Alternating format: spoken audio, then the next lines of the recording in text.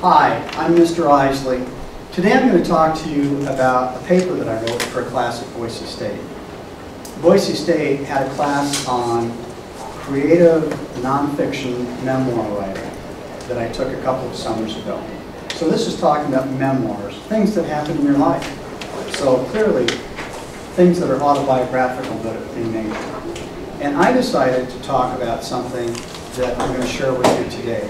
The topic that we were given is that we had to talk about being alone.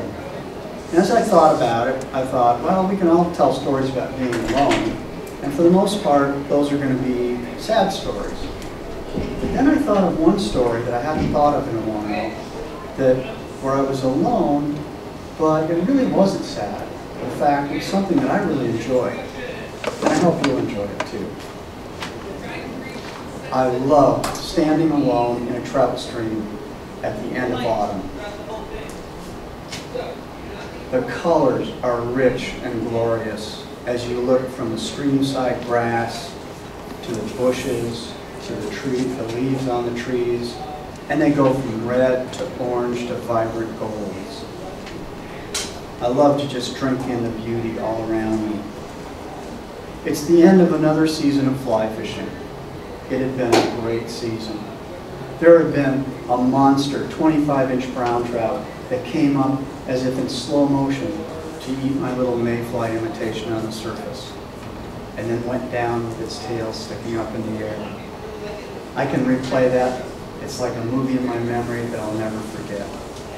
But there had been so much more to the season than just fish. There had been sandhill cranes standing about this high in the meadows near the stream. And there had been exploding coveys of California quail and chukar as I was approaching the stream that would surprise me. Out on the lakes that I fished, I would see a lot of western grebes. And western grebes have this mating dance in the spring that's spectacular to watch. It's a half flying, half paddling exercise where they run for hundreds of yards as if they're running right on top of the water. It's absolutely spectacular to watch.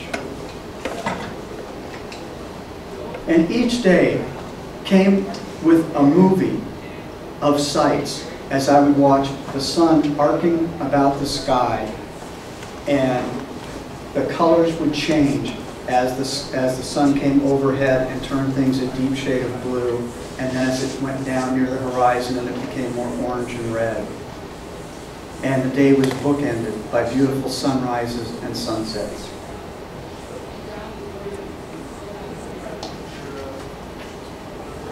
My wife thinks I'm crazy for doing this.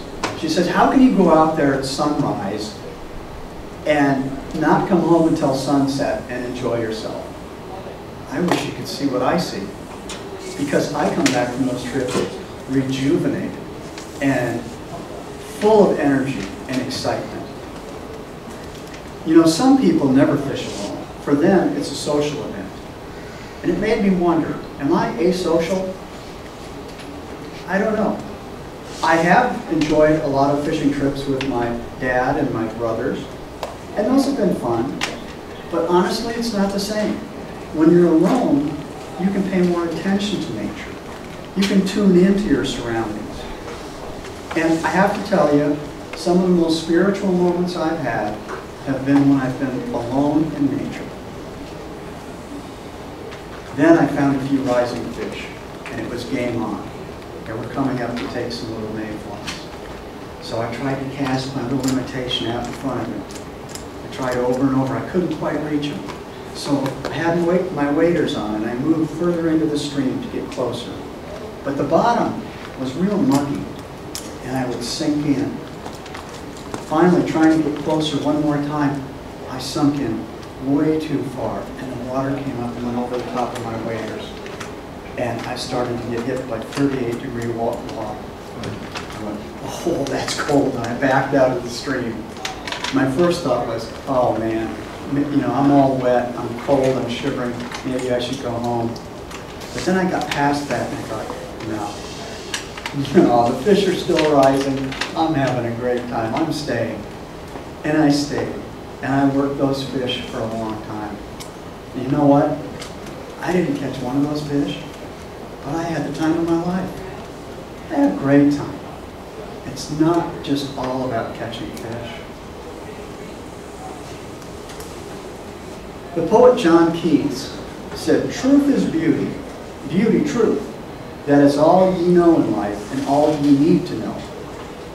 When I was younger, I thought those were brilliant words. Now, I don't buy them so much. After all, beauty leads to caring and love. And without caring and love, beauty is wasted. The beauty that was around me on this day was certainly not wasted. I really appreciated it. And I wondered how much of my appreciation was due to the fact that this was the end of the season. Think about it. When you have the last golden, delicious apple of the season, doesn't that taste better than the other ones? Because you know you've got to wait a whole nother year before they come in again. This was the end of the season, and I was going to have to wait for the off months to take place before I could get out and fish again. But for that matter, I started thinking and I thought, well, how do I know I'm going to be here to be able to fish next year? After all, recently I got an invitation in the mail for a class reunion, high school class reunion. And it had a list of people from our class on it. And I've got to tell you, I was shocked to see how many people had died.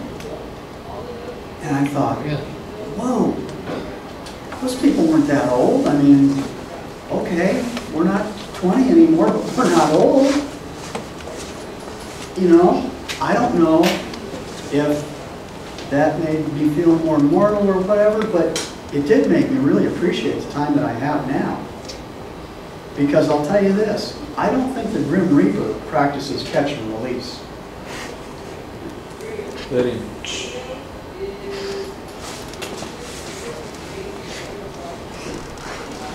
I felt lucky to be out there and to enjoy those moments of nature.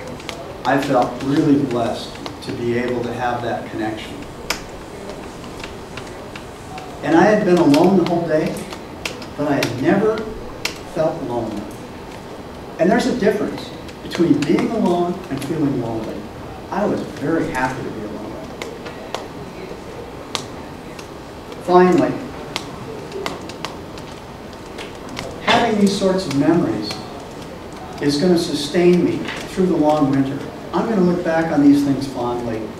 I'm also going to daydream about where I'm going to go next year, which streams I'm going to fish, which flies I'm going to use, what techniques I'm going to use. And I can't wait to see what next week, what next year, next season brings to bear. I thank you for listening to my speech.